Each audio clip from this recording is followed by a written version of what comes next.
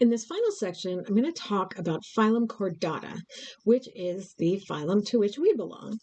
It includes all the vertebrate animals, everything that has a vertebral column, but a few other things that have all of the distinguishing characteristics of chordates, but don't have a vertebral column, including this wackadoodle group of things up here. And I'll talk about those in just a sec. But first, let's talk about the distinguishing characteristics of phylum Chordata. They all have, every member of this group has a dorsal nerve cord. In vertebrates, this becomes the spinal cord, and the anterior end swells and becomes the brain. There are gill slits at some point in development. In fish, those become gills. In land vertebrates, those become other structures within the head and neck. And one of them is the eustachian tube that connects your ears to your nose. A notochord, which is a tough cord that runs down the dorsal side or the posterior side of the animal. In vertebrates, that becomes the vertebral column. And then a post-anal tail, meaning that there is an anus, and then after the anus, there's more tail. In all of the worms that we've looked at, the anus is at the very end of the tail, the end of the worm. The mouth is at one end, and the anus is at the other. Chordates are different in that the anus is kind of in the middle of the animal. Yes, even among snakes. I do want to say one other thing about phylum Chordata. The reason it's placed here at the end is that phylum Chordata was the most recent group to emerge. We are the last extant group of animals to have evolved. That does not mean we are better or we're some pinnacle of evolutionary development. Every organism that's on the earth today is the product of 4 billion years of evolution. We're just the last branch that branched off. Okay, that doesn't mean we're in any way more complex or better or more perfect. It just means that we're the last ones to come along. Okay, so that's all that means. I just want you to remember that and keep that in perspective. I mean, obviously, we can't even do photosynthesis. Come on, we're not better. Anyway, so I want to start off talking about these wackadoodle things here, which if you looked at those and said, those look like sponges, they've got big holes on the top like the sponges, I would not say you were wrong. They do kind of look like sponges. They are different from sponges in that sponges have one main hole, and these always have two, a big hole and a smaller hole. These are called tunicates. And even though they just look like sponges, they are in fact chordates.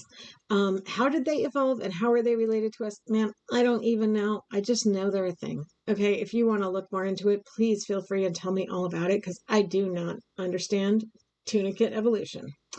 But anyway, even as larvae, they have a mouth, an anus, and then after that, a tail. They have pharyngeal gill slits, which are part of the digestive structures. They have a notochord and the dorsal nerve cord. Now, in these animals, the nerve cord and the notochord don't develop further. The pharyngeal gill slits remain as part of the digestive structures.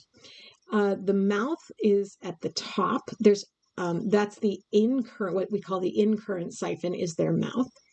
And then the anus is what we call the excurrent siphon. So they are pumping water through their body, and these pharyngeal gill slits are filtering out the organic matter that they feed on. They do have a heart, they have a stomach, they have gonads, and then they have part of their body, a tail, left after the anus. So they are chordates, just wackadoodle. So, I mean, one of the things I want you to get out of this class is just an appreciation of how extraordinary nature is, how diverse nature is, how amazing nature is. And if this doesn't blow your mind, then I just don't know what will. All right, so now let's talk about the vertebrates. Most of phylum Chordata is part of subphylum Vertebrata. And within subphylum Vertebrata, there are 5 classes. And I do want you to know these classes, know what's in each class, and what the distinguishing characteristic of each class is. So first up are chondrichthyes. Those are the cartilaginous fish. Chondro or chondria means cartilage. And ichthyes, ichthyes means fish. So these are the cartilaginous fish. Those are the sharks and the rays. Most fish are bony fish. This is not a fish. Ignore me. Most fish are the bony fish. Osteichthyes, bone. Oste means bone. Amphibians are part of class Amphibia. That's newts and frogs and things like that. Reptilia are reptiles and birds. Birds are actually part of Reptilia. They are reptiles with feathers. And then finally, Mammalia is all the mammals, including us. Now, please notice the spelling of Mammalia. M-A-M-M-A-L-I-A.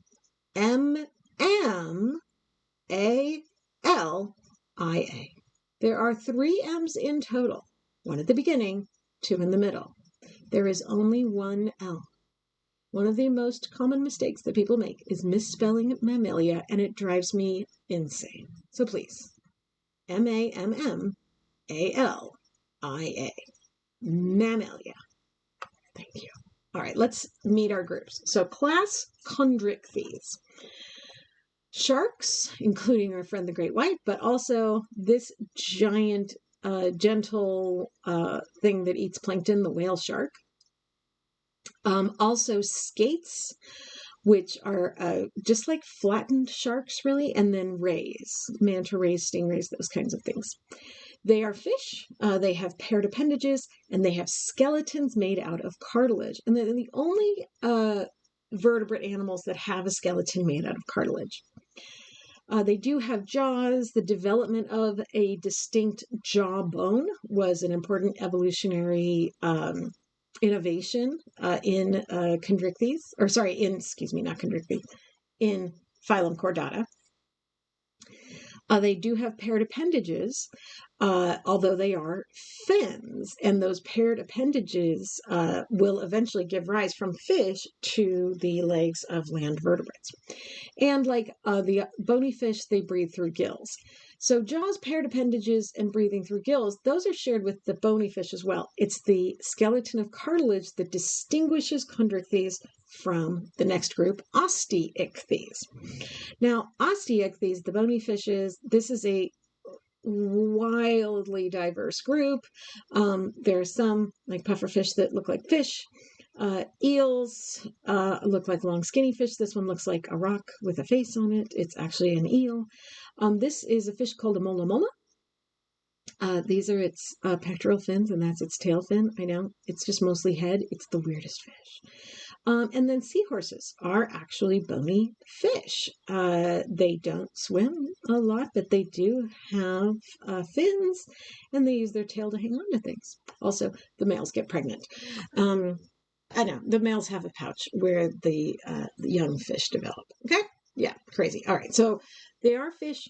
The difference is they have skeletons of bone, and they breathe through gills. Okay, and the presence of gills is going to separate fish, both the bony and cartilaginous fish, from the land vertebrates. You know what I just realized in this picture? It looks like this is part of the mola mola. It's not. That's a tuna tail, a fish behind the mola mola. This is the end of the mola mola. Okay. All right, next group, amphibians. Frogs, salamanders, toads, and newts, and their distinguishing characteristics, they live partly on land and partly in water. They have to have water for reproduction. And the differences between them and the other land vertebrates is that their skin doesn't have scales or hair. So they have smooth skin, and they breathe both through their lungs and through their skin. So they're different from fish in that they breathe with lungs rather than gills, even though, like fish, they have to lay their eggs in water. But they can also breathe through their skin, which is something that the other classes in subphylum Vertebrata cannot do. Okay, so those are the amphibians. Next up, class Reptilia. the reptiles, turtles, lizards, snakes, and crocodiles. And then birds, which used to be their own class, we have now learned through fossil records showing reptiles with wings that birds are in fact a subclass of reptiles. They are not a separate group. They are just reptiles with feathers. All of the reptiles have scaly skin, including birds. If you look at bird feet, they really do look like lizard feet, and they are scaly. The scales on most of the body have been modified into feathers. Okay, so the feathers are made out of the same material that makes the skin and the scales on the skin. All reptiles make eggs. Most of them lay eggs and then the young hatch from eggs. There's a couple that don't. It gets weird. Don't worry about it. Just remember that they lay eggs. Remember that this is a basic biology class and we cannot even scratch the surface on how complex nature is. So before you go, oh, but there's a simple rule. There's never a rule. Okay. It's biology. There are no rules. There's always an exception. All right, so that's Reptilia, birds, subclass Aves. And I do want you to know class Reptilia, subclass Aves for the birds. All right, and then finally, class Mammalia. And this includes cats, dogs, bears, platypus, humans, monkeys, even armadillos. Yes, this is a thing that some armadillos can do. It's a protective measure. They can just roll up in a ball. How cool is that? The distinguishing characteristics of mammals are hair, the existence of hair. Even whales, which are mammals, whales and dolphins and manatees, they have not necessarily hair all over their body, but they do make hair. They have eyelashes. Manatees have whiskers. Walruses have whiskers. Those are hairs. Okay, and so hairs made out of keratin is a distinctive mammalian feature. Also, skin with specialized glands in it, especially mammary glands. And the mammary glands is what gives the name of our group. Why they didn't name us because we have hair, I don't know. They picked mammary glands. Okay, that's just it. Almost all mammals give birth to live young, except the platypus, which, as if it wasn't weird enough already, lays eggs. Whatever. Platypus, you're so weird. It's also got like webbed feet, a beaver tail, and a duck bill. Like, what a weird animal. I mean, this is the only evidence I see of a creator, God. This animal makes more sense as having been formed out of spare parts than having been formed from evolution, but evolution explains everything else.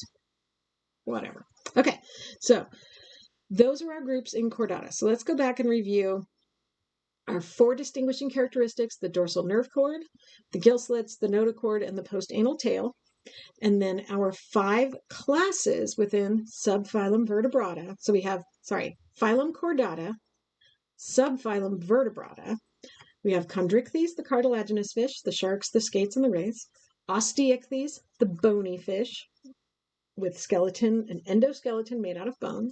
Amphibians live in water and land, have to have water to reproduce. Reptilia have scaly skin.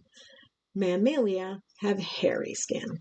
And that is the end of your animal diversity section.